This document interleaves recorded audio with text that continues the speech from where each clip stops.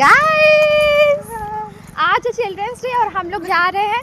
ये मेरी मासी है फर्स्ट ऑफ ऑल, ठीक बहुत प्यारी लग रही है। गैया आ रही है, बाल रेड पहने हैं।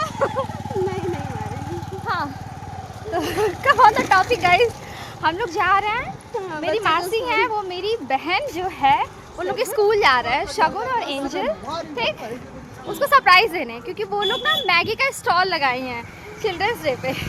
चलते हैं फिर हम लोग भी खाते हैं मैगी और आपसे भी मिलवाते हैं। हम लोग को देख के कैसा फील हो रहा है आपको?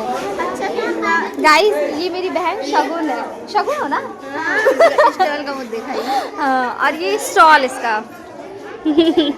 अभी तक कितना बिक्री हुआ मैडम? बहुत नहीं हुआ कि नहीं? ओहो, हम लोग को खिलाएंगी? अच्छा गाइस, ये देखो बच्चे खा रहे हैं। यहाँ लगा पानी पूरी का स्टॉल।